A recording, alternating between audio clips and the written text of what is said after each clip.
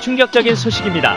오늘은 부경꾼이 구독자들 몰래 150평짜리 상가를 무려 2개나 낙찰받아서 상가 300평을 확보했다는 제보가 들어왔습니다. 도대체 또 무슨 일을 꾸미려고 하는지, 우리 부경꾼 아저씨가 어떤 상가를 낙찰받았는지 현장 영상을 보시겠습니다.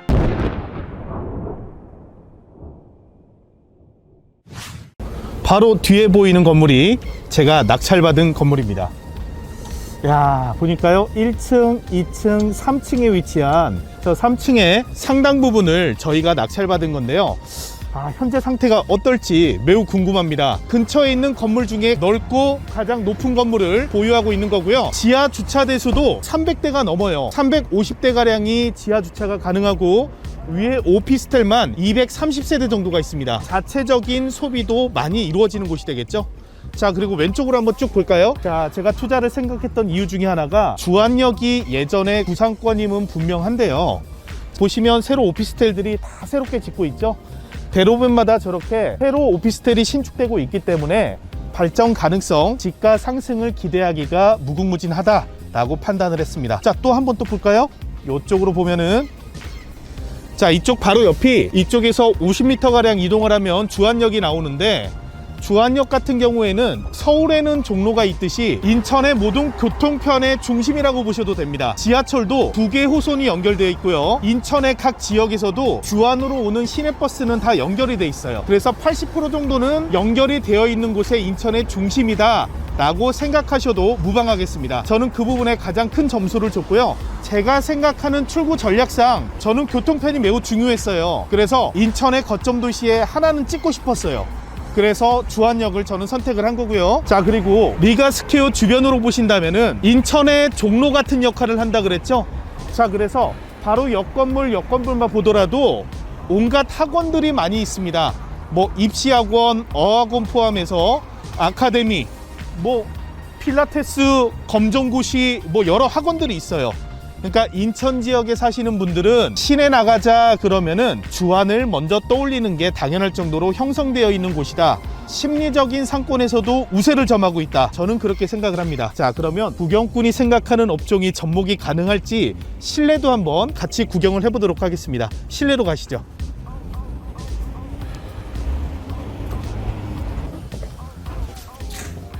자, 3층에 도착했습니다. 자, 도면을 제 위치하고 정확하게 놓고 보니까 이제 이런 형태가 되겠죠. 3층에 전체 면적이 되고요. 제가 낙찰받은 물건은 303호, 304호 2개 호수만 제가 낙찰받았기 때문에 302호는 제게 아닙니다. 에스컬레이터에서 올라와서 도면을 일치시키고 보니까 302호는 이쪽 한번 비춰주실까요? 정확히 써있네요. 302호라고. 302호 이렇게 표시되어 있죠. 자, 그리고 303호는 이쪽 벽부터 시작인 거예요. 304호는 이쪽 벽에서 시작인 거고, 따라서 이쪽부터 저 안쪽까지는 저희 낙찰 목적물이 되겠죠. 제가 소유권을 취득한 부동산이 되겠다라고 생각해 주시면 됩니다. 자, 이렇게 안으로 들어가면요, 이쪽도 다 목적물이 되는데 문이 잠겨 있고, 자, 이쪽 왼쪽 공간부터 한번 볼까요? 왼쪽 공간 303호로 들어가고 있습니다.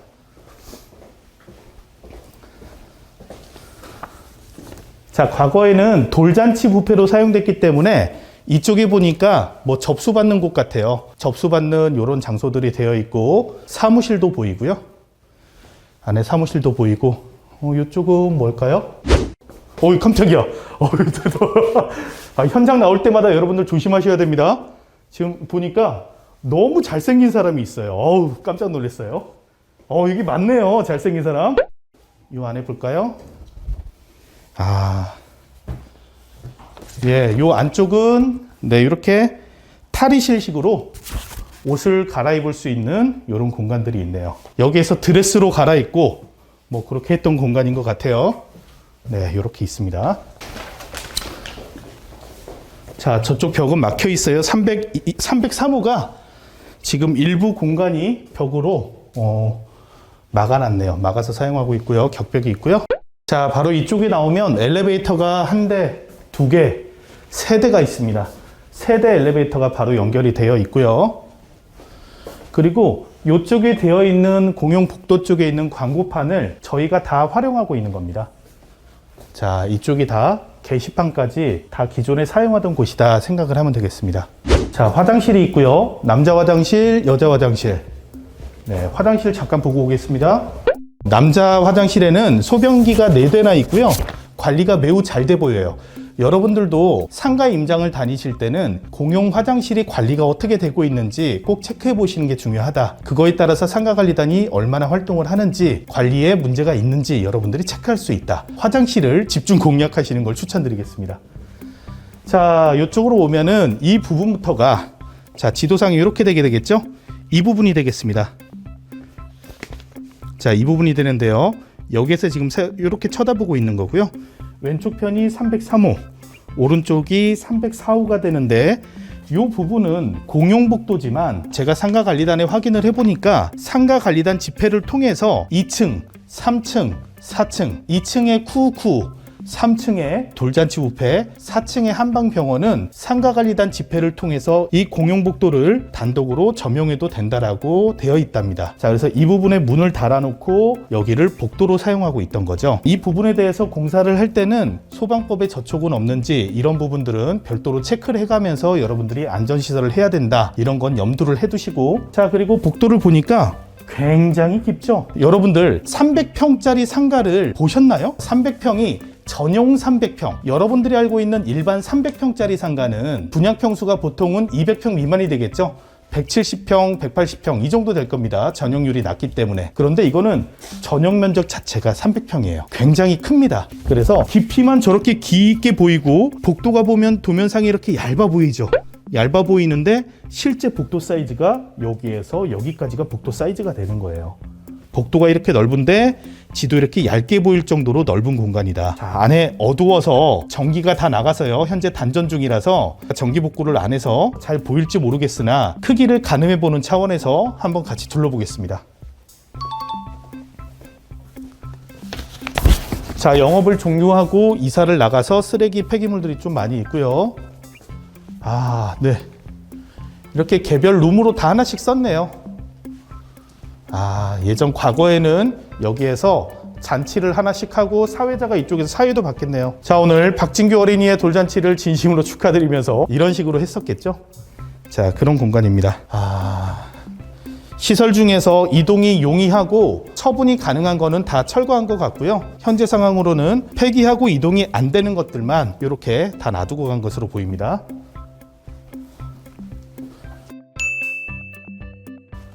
자, 네, 이런 식으로 되어 있습니다. 이게 지금 다 가벽들이죠. 이게 다 내력벽이 아니기 때문에 이런 부분들은 다 철거가 가능하다. 자, 건축물 도면상이 없죠. 벽이 없는 상태에서 있기 때문에요.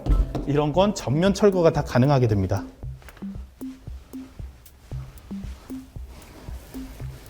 아, 방 하나 더 크네요. 여기도 아까 그분이 또 계시네요. 거울이 달려 있어요. 그 잘생긴 분이 또 있고. 아, 이건 벽이 이렇게 탈부착이 가능하도록 되어 있구나. 그쵸? 큰 잔치를 할 때는 이렇게 움직이게 되어 있네요. 오, 예, 좋네요. 오, 무섭습니다. 자, 이렇게 항상 상가에 올 때 천장에 텍스가 뜯어진 쪽에서는 하리까지 높이가 얼마나 되는지, 이쪽에 기둥이 있습니다. 자, 이쪽에 내력 기둥이 있는 저기까지가 얼마나 되는지를 봐야 됩니다.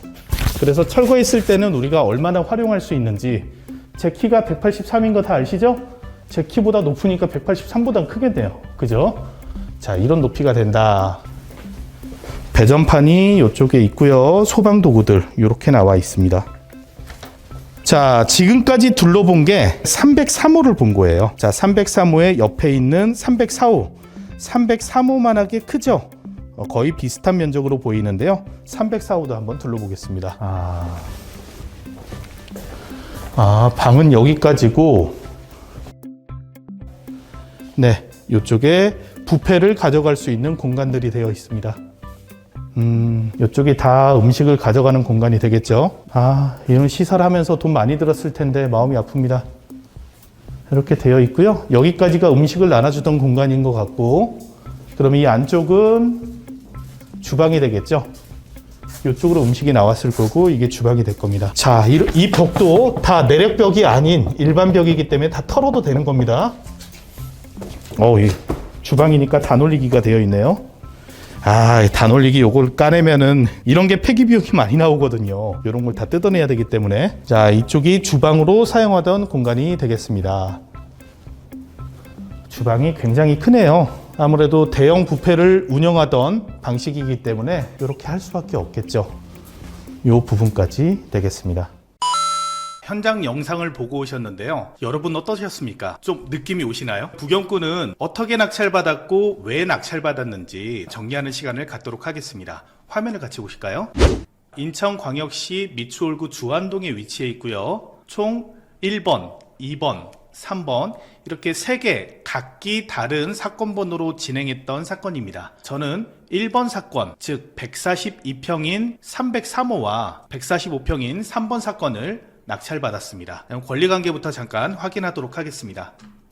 등기부를 보니까 2020년 7월 30일 날 소유권 이전이 되면서 최초 근저당이 설정됐습니다. 즉 말소기준 등기는 2020년 7월 30일 중소기업은행이 설정한 근저당이 되겠는데요. 매각물건 명세서를 확인해 보면 매각물건 명세서에도 최선순위 설정 일자가 2020년 7월 30일 근저당권임을 확인할 수 있습니다. 자, 그런데 그때 당시에 임차인 현황을 보니까 임차인이 2011년 5월 16일 날 사업자 등록을 했던 임차인이 있습니다. 즉 최선순위 설정일자 말소 기준 등기보다 앞선 날짜에 사업자 등록을 한 임차인으로 이 임차인은 대항력을 가지고 있겠죠. 자, 현재 폐업하지 않고 사업자 등록증이 살아있는 상태이기 때문에 이 임차인은 대항력을 가진 임차인으로 이 물건을 낙찰 시 낙찰자는 보증금 전액을 인수하여야 한다. 이게 진입장벽이 되겠습니다. 자, 그런데 보증금이 얼만지 현황조사에 나오지 않아요. 대항력 있는 임차인에 얼마를 인수하면 되는데 라고 궁금하는데 알 수가 없습니다. 그리고 현장 영상을 보셨겠지만 현장을 가서 현황조사를 해봐도 사업자 등록은 살아있는데 임차인을 만날 수가 없죠. 현재 영업을 하고 있지 않기 때문에 임차인을 만날 수가 없어서 도대체 못 받은 보증금이 얼마나 되는지 이런 협의를 할 수 없는 상태의 물건이 나왔던 겁니다. 따라서 일반인들은 접근하기 굉장히 두려워지는 물건이 되겠죠. 대항력 있는 임차인이 있는 물건이다. 그래서 임장을 조금 더 자세히 하신 분이라면은 상가 관리소장님한테 힌트를 조금 얻거나 채권자를 통해서 힌트를 조금 얻으셨을 거예요. 저희도 조사 단계에서 힌트를 좀 얻어보니까 보증금이 2억에서 5억 정도로 알고 있다는 이야기를 듣게 됩니다.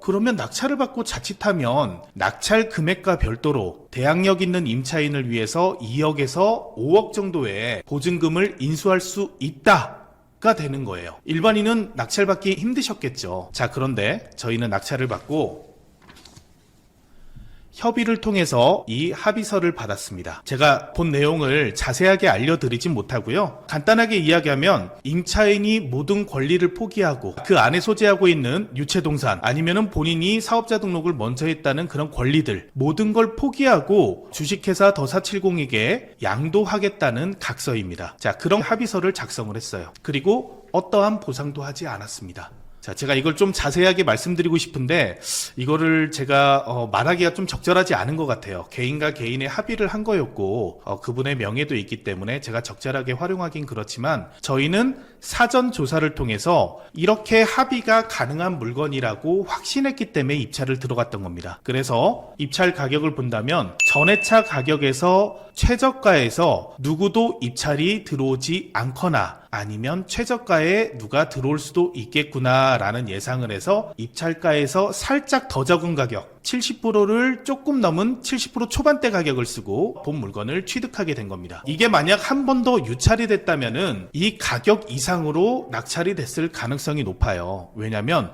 많은 전문가들이 이 물건을 쳐다볼 거고 다른 출구 전략을 마련할 수가 있기 때문에 많은 사람들이 관심을 갖기 전에 사전 취득을 하는데 그 목적이 있었다. 자, 또한 상가를 낙찰받게 되면은 미납관리비에 대해서 인수금액이 얼마나 되는지 많이 궁금해들 하시죠? 자, 미납관리비는 전체적으로 2개 호수에 걸려있는 미나갈리비가 7,900, 약 8천만 원 꼴이 됐습니다. 자, 8천만 원 정도 되는 미나갈리비가 있는 건 알고 있었으나 낙찰자는 공용관리비의 3개년 분과 연체료를 내지 않아도 되겠죠. 그리고 공용관리비에 대해서도 상가관리단의 관리 규약에 어디까지 공용관리비로 규정하고 있는지, 일반 표준 관리 규약에서 다루고 있는 공용관리비는 어떻게 되는지, 이 부분들을 따져서 8천만 원 정도 인수해야 되는 거를 6천만 원 가량으로 2천만 원 정도 감액을 시켰습니다. 자, 감액률이 적은 이유는 영업을 하지 않았기 때문에 전용 부분으로 사용했던 부분이 얼마 되지 않아서 그래요. 전기세나 수도세가 많지 않았기 때문에 줄일 수 있는 부분은 적었지만 저희는 낙찰자, 즉 특별승계인으로서 우리가 내야 되는 미납관리비만 내겠다라고 상가관리단과 협의를 통해서 이렇게 관리비를 정리하게 됩니다.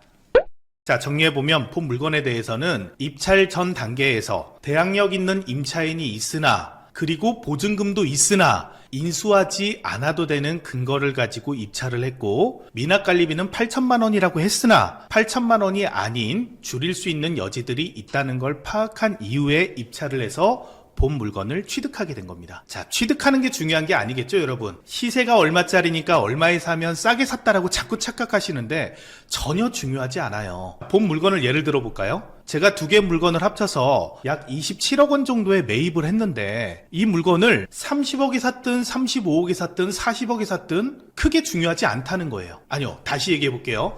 중요한데 중요하지 않아요. 왜냐? 출구 전략으로 얼마짜리로 만들어서 어떻게 빠져나갈 건데 이 부분이 더 중요하다는 거예요. 따라서 부경꾼이 주장하는 고차원 경매는 내 역량에 따라서 얼마에 만들 수 있다, 얼마의 부가가치를 만들 수 있는데 내 기준 수익률은 이 정도니까. 자, 제 기준 수익률은 저번 영상에서도 계속 이야기하고 있죠. 저는 25% 미만은 투자를 안 하는데요, 이 물건도 그런 자신이 있어서 그래요. 자, 제 출구 전략은 25% 이상의 수익률로 마무리할 수 있겠다라는 확신이 있었기 때문에 저는 이 가격에 이번 회차에 입찰을 하게 된 겁니다. 그래서 낙찰을 받게 된 거고요. 부경꾼의 주장에 따르면 어떤 출구 전략을 가져가는 게 중요한 거니까 상권을 간단히 보도록 하겠습니다. 자, 지도를 보시겠습니다.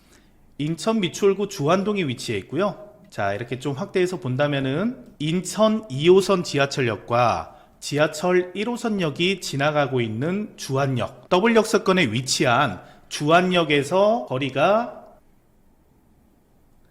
약 130m, 120m 정도 되는 거리에 위치하고 있고요. 매우 가깝죠? 가까운 거리에 위치하고 있고요. 지적 편집도를 눌러서 보니까, 자, 여러분들 분홍색으로 된 부분이 상업지역인데요. 인천 상권, 미추홀구 상권 중에서는 크게 본다 그러면은 동인천역 상권 왼쪽에 위치해 있고요. 그 다음에 주안역 상권, 그리고 우측 아래 위치한 구월동 상권, 그리고 북쪽에 위치한 부평역 상권, 이렇게 크게 본다면 4개 정도 상권이 큰 상권이라고 볼 수 있습니다. 그래서 모든 교통편은 주안역 쪽으로 거의 다 연결이 되어 있는 상태인데요. 자, 이 큰 상권에서 주안역만 놓고 본다면 북쪽으로는 산업단지가 위치해 있죠. 자, 그래서 북쪽의 산업단지 상권과 남쪽에 주안동 재정비 촉진지구, 그리고 주거지역들, 주거지역이 엄청나게 밀집되어 있습니다. 많은 세대수를 보유하고 있는데 이 밀집한 세대수를 보유하고 있는 이 주안역 상권에서는, 과거에서는 주안역이 서울의 종로라는 표현을 제가 썼었는데 서울에서도 예전에 만난다 그러면은 종로에서 많이 만났죠. 서울극장에서 보자, 피카디리 앞에서 보자, 뭐 이런 얘기 많이 했었죠. 주안역도 그런 상권 중에 하나였죠. 구도심 상권에서는 상징적인 상권이 주안역 상권이었는데 현재로서는 동인천역 상권과 주안역 상권은 과거에 비해서는 많이 좀 쇠락했죠. 예전에 주안역 아시던 분들 아시겠지만 명동처럼 머리만 빼곡히 보이던 그런 시절이 있었잖아요. 현재는 그 정도까지는 아니지만 종이 호랑이라도 호랑이에요. 아직은 잘 나가고 있는 상권 중에 하나가 맞고요. 현재는 구월동 상권과 그리고 부평역 상권으로 젊은 세대들이 많이 옮겨갔죠. 그런데 지금 놓고 본다면 제가 느끼기에는 주안역 상권이 과거에 비해서 바닥을 찍고 다시 올라오고 있는 중이다. 올라오고 있는 중이 최저점을 찍었다가 유지하다가 지금은 올라오고 있는 중이다 라고 생각이 듭니다. 우선 거부할 수 없는 거는 상징적인 입지와, 그리고 그에 따라서 이 주변의 인프라가 너무 강해요. 그리고 남쪽의 주거 세대가 많이 늘어나고 있고요. 주안역 내에서도 아까 사진은 보셨겠지만 예전에 낮고 작았던 건물들이 크고 높게 상업지역이잖아요. 그러니까 이 상업지역의 용적률 건폐율을 최대한 이용한 오피스텔, 단독 아파트 이런 게 많이 생기고 있다는 겁니다. 그래서 주거 세대수도 많이 늘기 때문에 주안역 상권은 앞으로 안정적인 수익이 가능할 걸로 저는 예상을 하고 있습니다. 자, 제가 하고자 하는 출구 전략은 지금 얘기한 특징들이 가장 잘 담겨 있는 업종이에요. 저는 상징적인 입지와 심리적인 마지노선을 깰 수 있는 그런 상권에 300평 정도 되는 초대형 시설이 필요했어요. 그래서 이 부동산 물건을 보고 옳다구나 저거구나, 제가 생각하고 있던 이 업종을 접목하기에 최상의 장소일 수 있겠구나, 최적의 입지일 수 있겠구나 라는 판단이 들어서 취득하게 되었습니다. 마무리해 보겠습니다. 부경꾼이 요즘 같은 불경기에 코로나가 회복되지도 않았는데 또 겁없이 대형 평수의 상가를 취득했어요. 그리고 출구 전략이 있다고 자신있게 이야기하고 있습니다. 본 영상을 보시는 분들은 분명 부경꾼에게 매력을 느껴서 부경꾼의 외모를 지향해서 보시는 분들도 있겠지만 여러분들만의 투자 생활을 하고 싶어서 본 영상을 시청하실 거라고 생각을 합니다. 그렇다면 과연 여러분들은 어떤 출구 전략을 잡으셔야 되고 어떤 포지셔닝을 하셔야 되는지, 그리고 그 시기는 언제인지, 여러분들이 생각하는 적정 투자 시점은 분명히 있을 거 아니에요. 그 시기가 과연 호황기에 올 것인가, 아니면 지금처럼 저평가된 부동산이 산재해 있을 때 존재할 것인가는 여러분들도 고민을 하셔야 되는 시점이라고 생각을 합니다. 자, 그 시점과 더불어 조금 전에 보셨던 물건처럼 하자가 있는 물건, 미납관리비가 많은 물건을 봤을 때 여러분들은 과연 포기를 하고 말아야 되는 건지, 아니면 그걸 극복할 수 있는지, 그 사례도 여러분들이 찾아가시면서 투자 생활에 임하시길 바라겠고요. 부경꾼이 생각하는 아이템 꼭 정답만은 아닐 거예요. 자, 여러분들은 과연 이런 상권, 이런 입지에 어떤 업종을 접목해서 본 부동산의 가치를 올릴 수 있을 것인지 여러분들도 같이 고민하고 댓글에 남기고 응원해 주시고, 여러분들과 같은 생각이 있다면 좋아요도 눌러주시고, 이렇게 공감대를 형성하면서 모의 투자하는 시간도 가지셨으면 좋겠습니다. 앞으로 이런 여러 실전 사례들을 통해서 여러분들의 간접 경험이 늘어나고, 이런 간접 경험들이 모여서 여러분들이 직접 투자하셔서 수익을 거둬서 안정적인 출구 전략을 찾는 그런 기회로 삼으시길 바라면서, 여러분과 부경꾼이 같이 성장하는 채널이 될 수 있도록 부경꾼도 더 노력하도록 하겠습니다. 영상 봐주셔서 감사합니다.